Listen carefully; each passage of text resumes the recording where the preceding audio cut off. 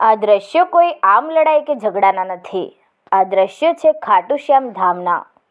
મધ્યપ્રદેશથી ખાટુ શ્યામ ધામમાં દર્શનાર્થે આવેલા બાબાના ભક્તો સાથે ત્યાંના સ્થાનિક દુકાનદારોએ આ રીતે ગેરવર્તન કર્યું હોવાનો વિડીયો સામે આવ્યો છે. ભારે વરસાદના કારણે વરસાદથી બચવા બાબાના ભક્તોએ દુકાનનો સહારો લેવા જતા દુકાનદારોએ બાબાના ભક્તોને ધક્કામુક્કી કરી એમની ઉપર લાઠીઓ વરસાવી હતી. જાણે કે કોઈ ચોર લૂંટારુઓ હોય એ રીતનું વર્તન દુકાનદારોએ બાબાના ભક્તો ઉપર કર્યું હતું. અરે એથી એ વિશેષ માનવતા ભૂલી બેઠેલા દુકાનદારોએ મહિલાઓ અને બાળકો ઉપર પણ લાઠીઓ વરસાવી હતી.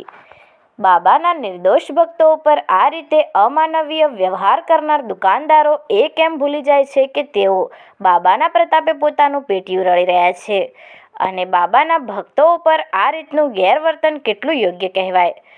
જો કે આ ઘટનામાં બાબાના ભક્તોમાંથી અમુકના દાગીનાની પણ લૂંટ થઈ હોવાનું સાંભળવા મળી રહ્યું છે. ખરેખર આ ઘટનાને લઈ દેશભરમાંથી દુકાનદારો પ્રત્યે લોકો ફિટકાર વરસાવી રહ્યા છે. બાબાના ભક્તો ઉપર આ રીતનું વર્તન કેમ સાંખી લેવાય? સ્થાનિક પ્રશાસન અને પોલીસ દ્વારા આવા દુકાનદારો સામે યોગ્ય શિક્ષાત્મક પગલાં લેવા જોઈએ.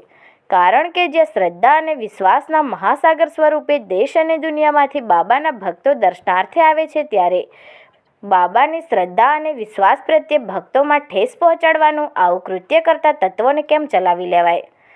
સત્ય શું છે એની તપાસ થવી જોઈએ અને ગુનેગારોની શાન ઠેકાણે લાવવી જોઈએ, જેથી પુનઃ આવી ભૂલોનું પુનરાવર્તન ના થાય તેવી બાબાના ભક્તોમાંથી માંગ ઉઠી રહી છે.